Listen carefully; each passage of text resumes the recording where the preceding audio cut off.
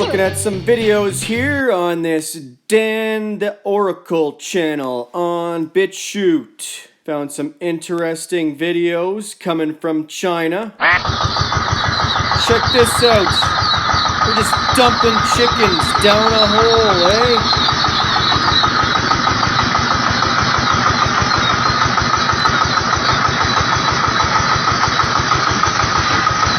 Chickens or ducks? I don't know.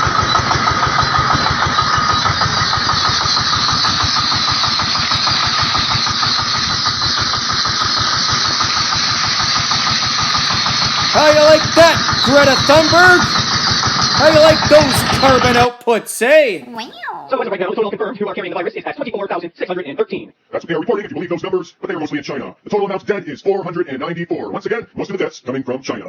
There are reports about U.S. drug companies. They're sending their anti-HIV drugs to China. Actually, the drugs have already arrived in China yesterday. Two companies, one is Johnson & Johnson, the other one is AbbVie.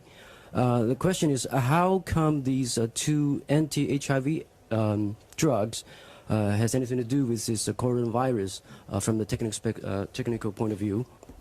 And the second question is, also there are reports that because of the shortage of not only the PPE, as you call it, but also the diagnostic testing equipment at the epicenter in Hubei, actually in Wuhan city, there are death cases. People are dying even before they are diagnosed as confirmed cases.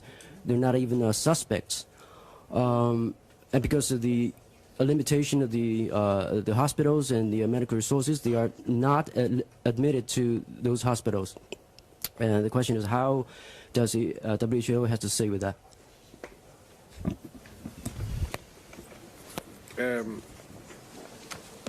First of all, on the anti-HIV drugs, as I said previously, there are no current therapeutics that are thought to be highly effective in the treatment of coronaviruses in general. In many cases, when we have a new disease, researchers will look to see what the activity of existing drugs is against a new infectious disease. In certain circumstances where there is reasonable empirical evidence, countries may use those drugs on a compassionate use basis or an off-label. This is a licensed product which is licensed for use in a certain disease, but because the drug is considered to be safe and effective in another disease, in a controlled environment, those drugs can be tested against something like coronavirus. But it's extremely important when that is done that clinical data is collected on the experience of the patient, so that can be used to build the case for or against the use of those drugs. And we've seen in cases, too many outbreaks in the past, the use of different types of interventions, and at the end of the outbreak we know less than we knew at the beginning. So it's really important that if such drugs are used, they're used under the authority of the national authorities. They're part of either compassionate trials or they're used as part of clinical trials, and they're overseen by the highest regulatory and ethical standards. And I believe that will be the case in the use of any drugs. I'm looking at Sylvie in case she has any supplementary comment to make on that.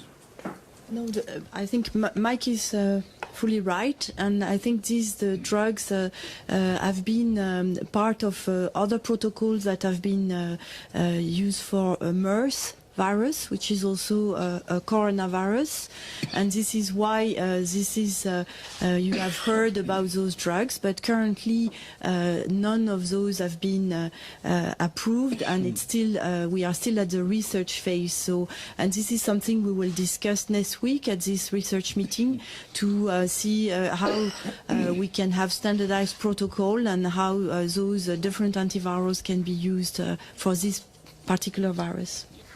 Regarding the issue of diagnostics in China, our understanding is that China, and particularly in Hubei and Wuhan, there are adequate reagents But currently, none of those have been approved, and it's still we are still at the research phase. So, and this is something we will discuss next week at this research meeting to see how we can have standardized protocol and how those different antivirals can be used for this particular virus.